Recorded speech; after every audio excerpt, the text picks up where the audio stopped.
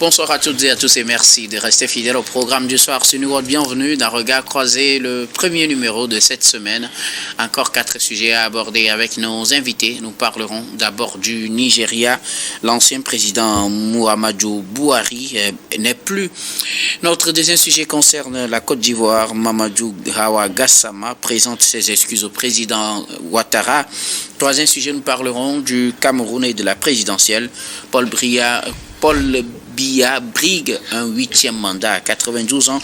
Puis nous terminerons bien évidemment par le Togo, décentralisation, que retenir des maires sortants. Et pour en parler ce soir, 3 invités sur ce plateau avec moi. Gabin Adjao, vous êtes juriste et directeur des cabinets Juris Consulting. Bonsoir Gabin et bienvenue. Bonsoir docteur, bonsoir à mes chers copanélistes, bonsoir à toutes les téléspectatrices et à tous les téléspectateurs de New World TV, la télévision du Monde Nouveau. Je prête l'expression à Louis Kamako qui est actuellement en campagne. Et bonsoir à toute la population nigérienne qui réside au Togo. Merci de m'avoir invité. Merci beaucoup à vous, Gabin, d'avoir répondu à notre invitation. Merci, c'est moi qui vous remercie. Notre deuxième invité ce soir, Daimou Bodi. Vous êtes analyste politique. Bonsoir Daimou et bienvenue. Oui, bonsoir docteur, bonsoir à toutes les téléspectatrices et téléspectateurs de New World TV et merci de m'avoir invité. Merci beaucoup à vous Daimou d'avoir répondu à notre invitation. C'est moi qui vous remercie. Troisième invité ce soir, Adam Adjronou. Vous êtes journaliste et analyste politique. Bonsoir Adam et bienvenue. Bonsoir docteur, merci de m'avoir invité. Je profite de vos micros pour partager l'émotion d'une grande perte d'un grand journaliste, j'allais dire. J'ai nommé Sama Tetereou Djobo, qui est passé de Via Tripa.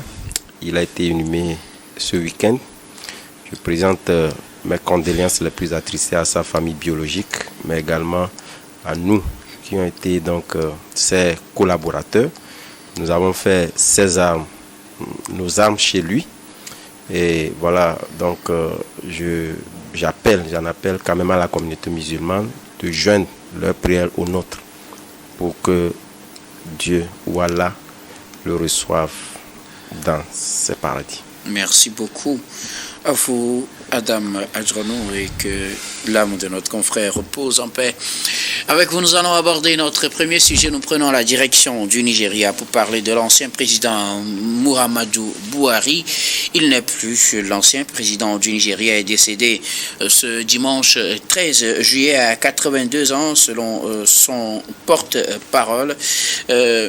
Selon son ancien porte-parole, Muhammadu Buhari, qui a dirigé le Nigeria à 2 reprises, d'abord comme putschiste, ayant mené le coup d'État en 83 au président Shagari, et puis après il est revenu aux affaires en tant que maintenant président démocratiquement élu en 2015 jusqu'en 2023. Il est le prédécesseur de l'actuel président du Nigeria, Muhammadu Buhari n'est plus.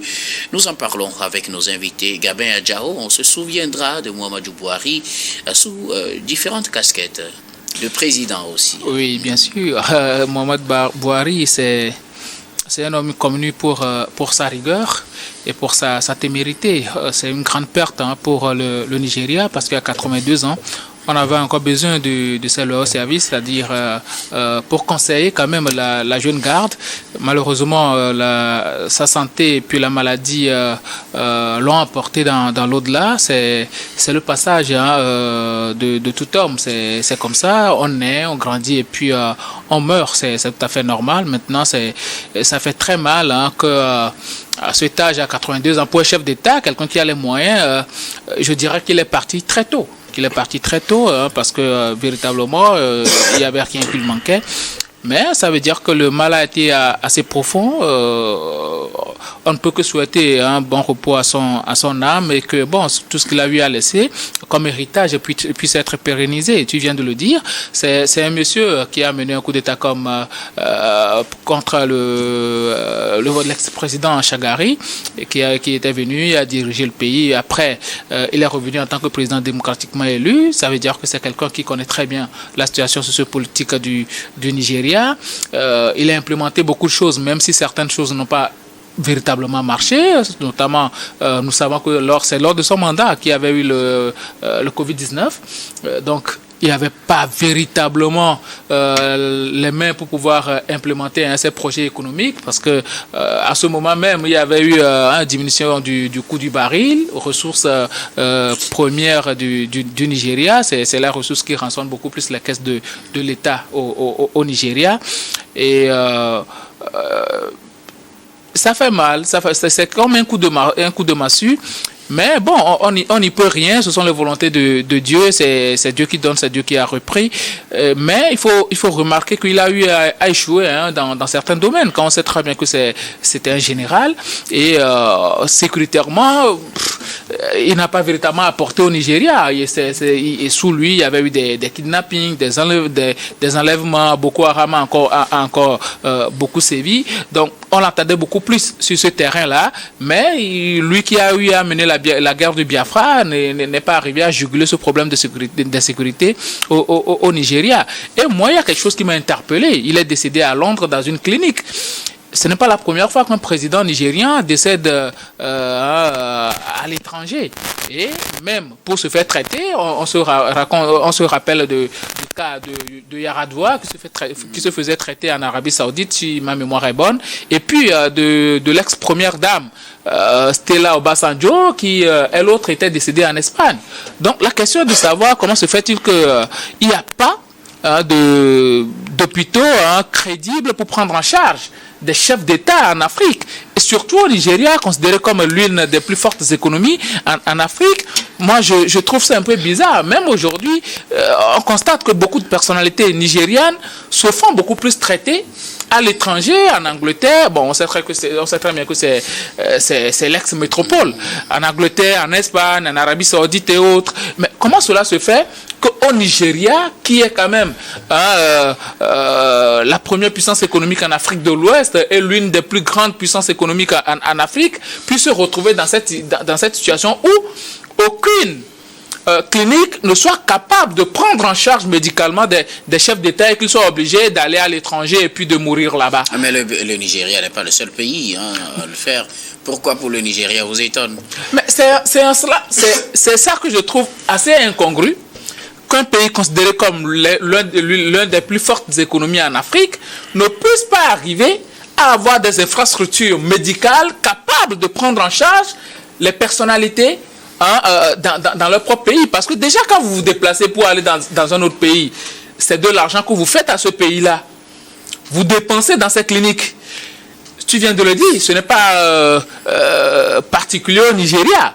Mais ça veut dire qu'en Afrique, on souffre des maux des chefs d'État. On a vu l'interview du président bissau-guinéen Ambaol Soko qui se faisait traiter en France et puis le dit gardement comme ça. Mais à un moment donné, nous devons nous remettre en cause et puis essayer de faire des choses chez nous, que les chefs d'État arrivent à aller dans nos hôpitaux. Comment se fait-il qu'ils construisent des mouroirs ici et puis bon, eux ils se trouvent à l'extérieur en train de se faire traiter? Ce n'est pas du tout normal. Merci beaucoup.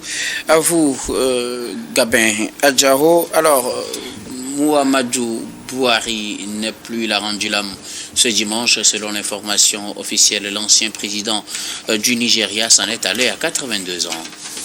Oui, l'ancien président, le général Muhammadu Buhari s'en est allé. C'est triste, c'est triste. Bon, mais comme on le dit, c'est la vie, tout le monde est appelé à passer par là.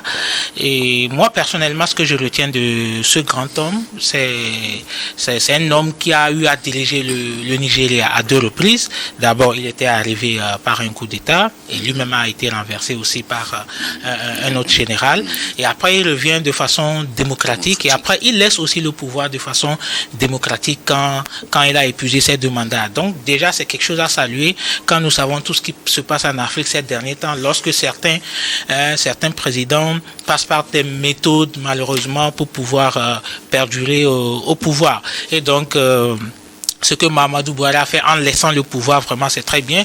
Maintenant, il y a quelque chose qu'on retient aussi de ces mandats. La corruption, c'est un président qui a beaucoup combattu la corruption.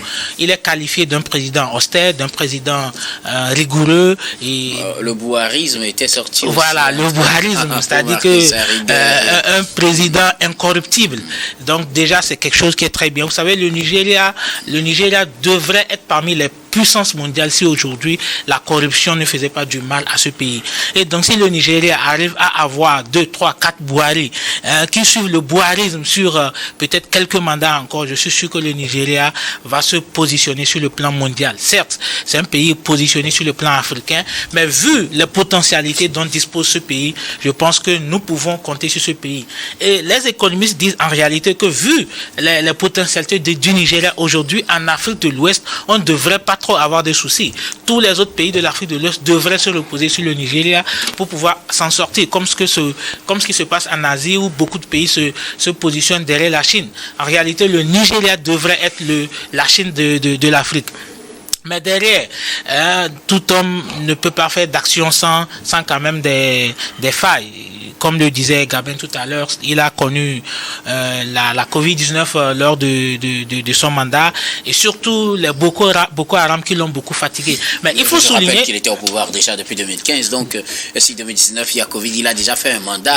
C'est lors de son deuxième mandat qu'il connaît... oui, mais il faut souligner qu'il a pris son premier mandat pour véritablement redresser l'administration et l'économie du Nigeria.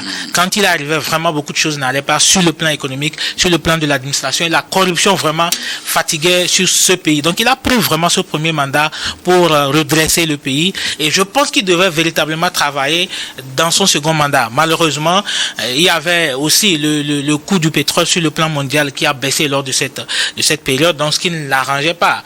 Et après, on dit que vraiment les attaques de Boko Haram qu'il a connues ont aussi été manipulées par certaines personnes parce qu'il luttait vraiment contre la corruption et ça n'arrangeait pas les affaires de ces gens. Mais somme toute, il faut quand même saluer un grand homme pour le Nigeria et un grand homme pour la CEDEAO. Merci beaucoup à vous, Daimou Bodi. Que retient-on de Muhammadu Bouhari, l'ancien président nigérian? Il a rendu l'âme ce dimanche à 82 ans, Adam. Oui, vous savez, il n'y a pas d'âge pour mourir. Il y a même ça va qui le disait, lorsque vous naissez, vous êtes déjà grand pour mourir. Mais il y a de ces âmes-là qui marqueront à jamais, quel que soit l'homme aurait bien voulu qu'ils restent pendant longtemps parce qu'ils sont des figures remarquées comme étant dans des modèles de gouvernance, des modèles de vie qui peut inspirer. Mais au-delà de tout, je pense que Mahamadou Bouhari, vous l'avez dit, il a non seulement été président Pouchis, président démocratiquement élu, mais également gouverneur d'une région de l'État du Nord-Est. Du Nord-Est, emprunt naturellement donc à cette crise sécuritaire liée donc à Boko Haram. Oui, il avait plutôt bien géré en tout cas. De toutes les façons, vous savez, moi ce que je retiens au-delà de tout, parce que c'est vrai qu'il a marqué son temps, il a eu à faire des choses assez remarquables d'ailleurs même, mais au même moment, il vous en souvient que lors de son second mandat, c'était l'un des présidents les plus contestés où il passait plus de temps à l'extérieur qu'à l'intérieur du pays, dont les voix se sont élevées pour dire qu'il était encore important. Il faudrait quand même qu'il démissionne et on l'a vu revenir, poser encore sa candidature, l'une des candidatures les plus contestées et qui a fait ressortir les gens dans leur gond. Et justement, vous avez vu, lors de ces élections, il y avait non seulement la corruption, patate d'argent, etc., sont entremêlés. Et vous savez qu'également, il s'est fixé comme défi de pouvoir résoudre le problème de Boko Haram. Et je pense que jusqu'à la fin de ces jours, cette question n'a jamais été résolue, en tout cas de la manière la plus souhaitée et souhaitable possible. Et donc c'est un président également, sur son règne, on a connu, en tout cas vous avez parlé de sa rigueur, cette rigueur-là qui l'a permis de pouvoir donc franchir les échelons et d'arriver là où il est. Vous l'avez parlé de la question du bouharisme qu'on a connu. Il a eu quand même à faire des réformes qui malheureusement n'ont pas permis au Nigeria d'arriver à pouvoir donc juguler les multiples crises économiques que le Nigeria a connues. Et je pense que c'est un grand homme qui quitte en tout cas le continent et qui restera jamais gravé dans les mémoires. Mais au-delà de tout, je pense que ces multiples crises qu'il n'a pas eu quand même à résoudre et ces maladies qui pouvaient normalement, dans des pays démocratiques, lui permettre de se mettre hors, en tout cas de la course à la présidentielle, ça a été également une mauvaise image de sa personne. Parce que lorsque vous sentez l'incapacité de pouvoir donc gouverner, faut pas forcément attendre. Et là également, ça a été jugé au prorata de cette gouvernance-là. Les gens se disaient, voilà, il ne dirigeait plus. Plutôt pendant longtemps, son vice-président a gouverné le pays. Reste à savoir, est-ce que cette gouvernance-là était liée à ses vœux, puisque de toutes les façons, les résultats de cette gouvernance-là lui sont imputés. Et donc, naturellement, il devait quand même prendre de la hauteur. Je pense que ce serait un Bouhari qui devait être plus salué que ce qu'on connaît aujourd'hui.